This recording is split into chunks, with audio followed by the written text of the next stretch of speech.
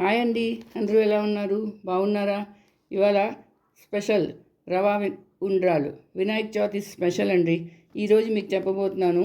ఉండ్రాల్లో చాలా చాలా రకాలు ఉంటాయి. అందులో ఒకటి ఈ రవా ఉండ్రాలు. చాలా సులభంగా చేసుకునే ప్రసాదం ఇది. వినాయకే కాదు, చాలా ఇష్టంగా తింటారు పిల్లలు. ఇంకా నేను పండగ రోజు తక్కువ టైంలో ఎక్కువ ప్రసాదం చేసుకోవాలని చెప్తాను. రెసిపీ చూసి ఆనందించండి, ఎంజాయ్ చేయండి. రండి, ఎలా చేస్తారో చెప్తాను. ఎలా చేయాలో చెప్తాను. ముందుగా గ్యాస్ ఆన్ చేసుకున్నాను, మూకుడు పెట్టుకున్నాను. దీంతో 2 కప్పులు నీళ్ళు పెట్టుకోవాలి. మూకుడులో 2 గ్లాసులు నీళ్ళు పోసుకోవాలండి. పోసుకొని అందులోని ముందుగా ఒక 10 నిమిషాల ముందు, లేకపోతే 15 నిమిషాలు, మీకు ఎక్కువ టైం ఉంటే ఎక్కువ టైం ముందు కూడా ఒక 2 చెంచాలు శనగపప్పు పెట్టుకోవాలి. అది వేసుకున్నాను. అలాగే కొంచెం ఉప్పు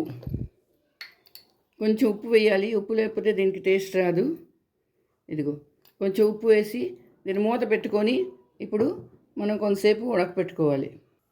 ఇలా మూత పెట్టుకొని ఒక 10 నిమిషాలు ఉంచాలి. నీళ్ళు బాగా ఉడకాలి. చూడండి, మూత తీసి చూస్తాను.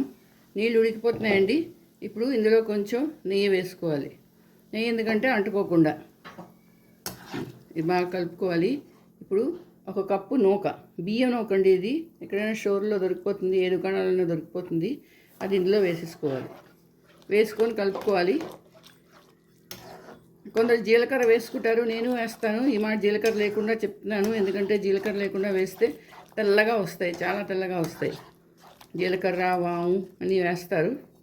చూడండి, ఇప్పుడు ఇది మూత పెట్టుకొని కొంచెం సిమ్లో చేసుకుంటే అది బాగా దగ్గర అయిపోతుంది. చూడండి, మూత తీసి చూస్తున్నాను, కొంచెం దగ్గర అయ్యింది. ఇప్పుడు ఇందులోని కొబ్బరి తురుము, అంటే కొబ్బరి కూరు కొంచెం వేసేయాలి. వేసి కలుపుకోవాలి. ఇది దగ్గర అయిపోయింది చూసారా. ఇప్పుడు ఇది స్టవ్ ఆఫ్ చేసుకొని కొంచెం 2 నిమిషాల పాటు చల్లారనియాలి. ఇదిగో విడివిడిగా ఎంతో బాగా అయిపోయింది. 2 నిమిషాలు గ్యాస్ ఆఫ్ చేసుకొని చల్లారనియాలి. ఇప్పుడు ఆ పిండిని ఇలా ఉండలు చేసుకొని పెట్టుకోవాలి. చూసారా ఎంత బాగున్నాయో, తెల్లగా వచ్చాయి ఇవి. ఇప్పుడు దీన్ని మనం స్టీమ్ చేసుకోవాలి. 7 నిమిషాలు అయిపోయండి. మూత తీస్తున్నాను. చూడండి, ఎంతో బాగా స్టీమ్ అయిపోయేవి. ఇవి కొంచెం చల్లారాక అప్పుడు ప్లేట్లోకి తీసుకోవాలి. ఇగోటండి, ఉండ్రాలు రెడీ అయిపోయి. నూకొండ్రాలు చాలా చాలా బాగుంటాయి, చాలా చాలా టేస్టీగా ఉంటాయి. మరి మీరందరూ కూడా చేసుకోండి, చాలా వేగం అయిపోతాయి. రేపు వినాయక చవితి.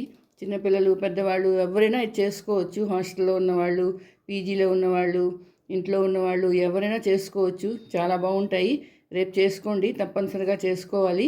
మరి మీరు చేసుకోండి, అందరికీ పెట్టండి. అలాగే నా ఛానల్కి తప్పకుండా సబ్స్క్రైబ్ చేయండి, లైక్ షేర్ కూడా చేయండి నా వీడియోకి. మళ్ళీ ఇంకో వీడియోతో కలుస్తాను. అంతవరకు సెలవు.